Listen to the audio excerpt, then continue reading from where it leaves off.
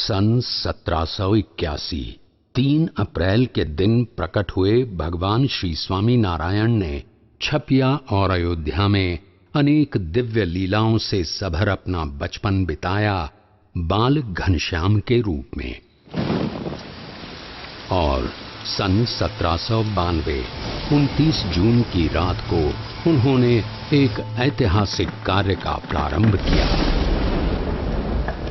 नीलकंठ वर्णी के रूप में।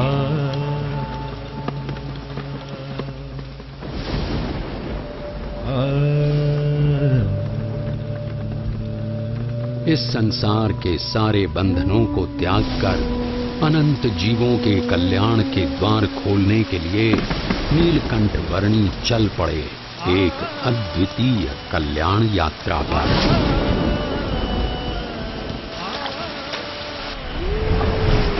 बाढ़ से उफनती हुई सरयू नदी की ओर नीलकंठ वर्णी की इस असाधारण यात्रा का प्रारंभ साधारण कैसे हो सकता था।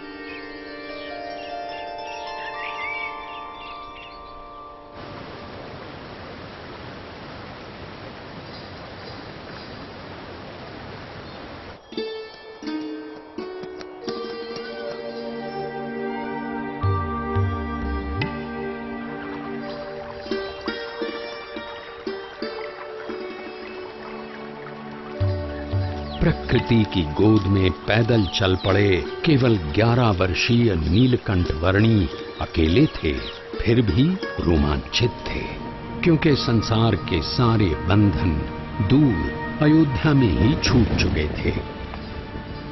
जैसे जल की बूंदें जल में ही मिलकर रह जाती हैं, वैसे ही वे मुमुक्षुओं के बीच रहना चाहते थे। और अब तो उनके चरण भी मुक्त थे, हर उस जगह तक जाने के लिए जहां वे जाना चाहते थे।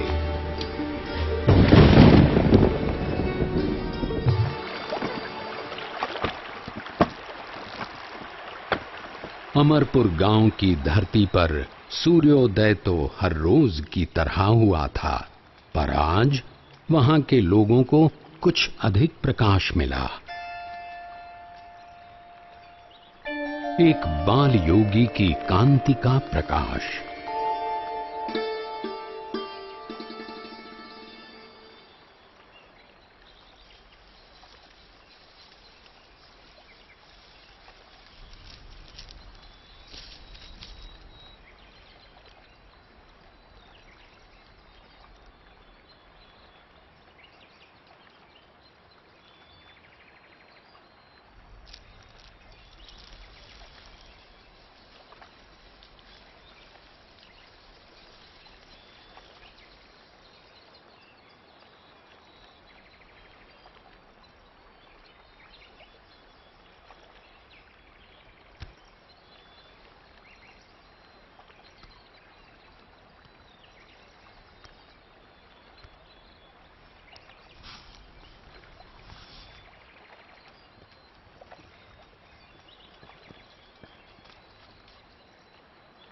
प्रसाद के लिए धन्यवाद।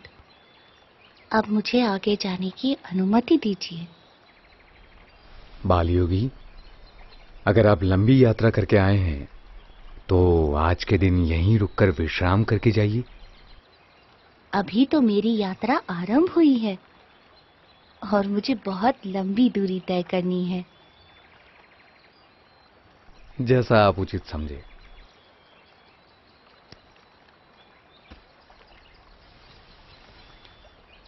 ये लीजिए, शाम के लिए कुछ फल साथ ले जाइए। सुबह शाम की चिंता करनी होती तो संसार का त्याग ही क्यों करता। जो जीवन के अगले पल देंगे वे ही पल पल के लिए सब कुछ देंगे।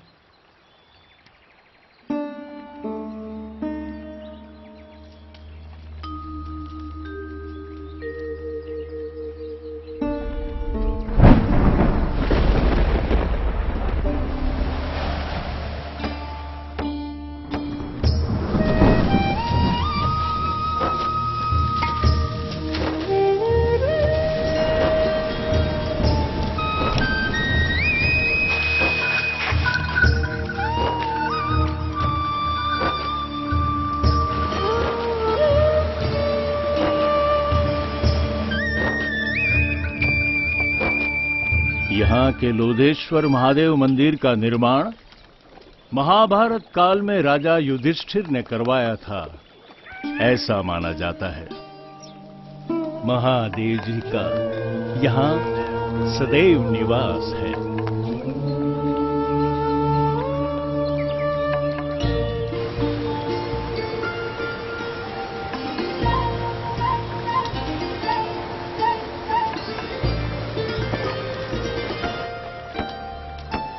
निडर, निशंक और निश्चल गति से अविरत यात्रा कर रहे नीलकंठ वर्णी की जीवन शैली एक योगी की परिभाषा को जैसे उन्नत कर रही थी। जो कुछ भी भोजन मिले उससे निर्वाह कर लेना उनकी आदत बन चुकी थी। एक ब्रह्मचारी की तरह आसन मुद्रा में ही निद्राधीन होना उनका नियम बन चुका था और मुमुक्षुओं की खोज में चलते रहना उनका नित्य क्रम।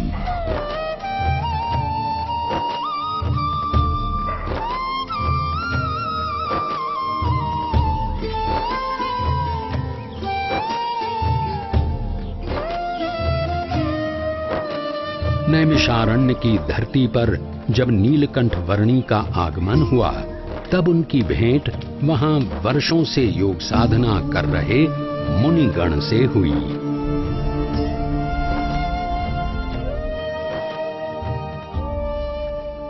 आपकी उपस्थिति से ही प्रतीत हो गया कि हमारी वर्षों की योग साधना सार्थक हो गई, अर्थपूर्ण हो गई। योग साधना की अर्थपूर्णता तब होती है जब योगी ब्राह्मी स्थिति को प्राप्त कर प्रत्यक्ष परब्रह्म में जुड़ जाए, ऐसा भगवद गीता में कहा गया है। ऐसी ब्राह्मी स्थिति के लिए कठिन से कठिन योग साधना करने के लिए हम तैयार हैं। उसके लिए सर्वप्रथम अपनी आत्मा, ब्रह्म और परब्रह्म के स्वरूपों की भिन्नता को यथार्थ रूप में समझना आवश्यक है। हमने इतनी साधना की, किंतु आज तक ऐसा कुछ तो सुना ही नहीं।